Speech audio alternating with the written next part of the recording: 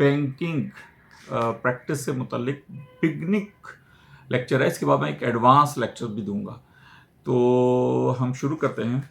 देखिए जी, banking practice जो है वो पाकिस्तान के अंदर जो लॉ उसे लीड करता है या उससे मुतालिक लॉ है वो financial institutions recovery of finances ordinance 2001 है।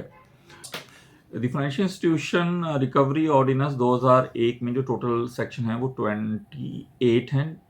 28 आखिरी सेक्शन, जिससे लास्ट वाले लॉ जो 1997 में था उसको रिपील किया गया।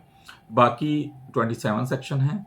लॉ में सेक्शन 2 डेफिनेशंस हैं और डेफिनेशंस में कस्टमर की और फाइनेंशियल इंस्टीट्यूशन की डेफिनेशन बता दी है। मैं आपको आसान लफ्ज़ों में बता रहा हूँ क्योंकि मैंने आपको बताया कि ये बिगनिंग एक लेक्चर है आप लोगों के लिए।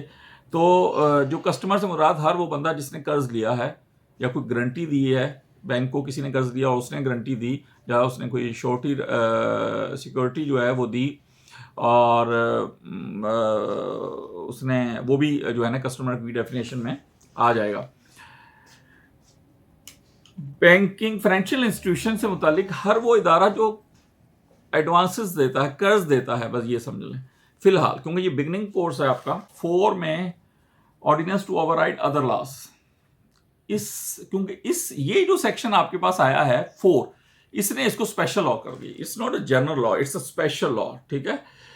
दूसरी किसी कोर्ट को इस पे जुरिडिक्शन नहीं होगा। इस कोर्ट के तहत, इस ऑर्डिनेंस के तहत जो हमारा ऑर्डिनेंस 2001 है, इसी के तहत कोर्ट्स स्टैब्लिशमेंट होंगी और स्पेशल जजेस होंगे जो डीजे कम अज़ कम हों, रिटायर या जो भी उसमें डीजे की पोस्ट जिनके पास हो। सेक्शन 5 के तहत एस्टैब्लिशमेंट ऑफ बैंकिंग कोर्ट से हर शहर के अंदर फेडरल हुकूमत मुतलका चीफ जस्टिस के साथ, उस सूबे के चीफ जस्टिस के साथ मिलकर हर शहर के अंदर बैंकिंग कोर्ट्स वो एस्टैब्लिश करेगा और उनमें जजेस जो मैंने आपको बता दिया कम अज़ कम सेशन जज होना चाहिए वो होगा। उसके बाद जो फाइनेंशियल इंस्टीट्यूशन जब सूट फाइल करते हैं, होता क्या है?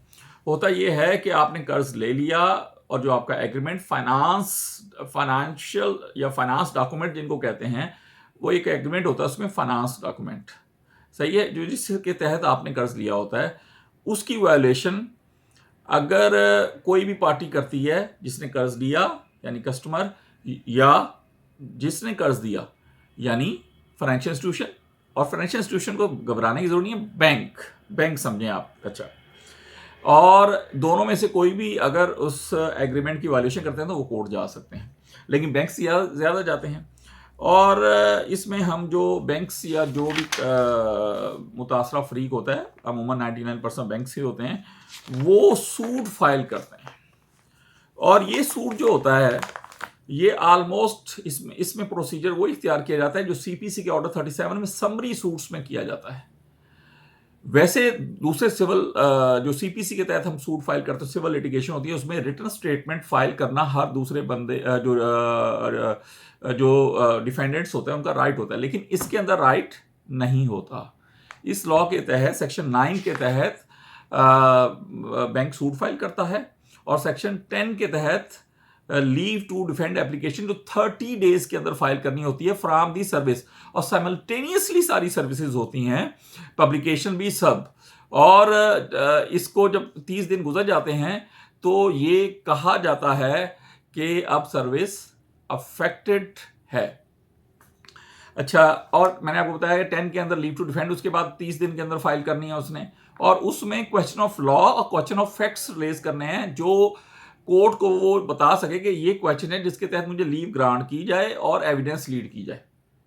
अच्छा, जब लीव टू डिफेंड आ जाती है तो फिर उसके बाद सेक्शन 10 ही के तहत बैंकिंग रेप्लिकेशन फाइल करता है। जब ये चीज़ हो जाती है तो उसके बाद हेयरिंग होती है, और उस हेयरिंग के बाद लीव टू डिफेंड अगर ग्रांट हो जाए तो वो आपका रिटर्न स्टेटमेंट ही बन जाता है और इशू फ्रेम हो जाते हैं और केस वैसे ही चलता है जैसे सिविल में चलता है।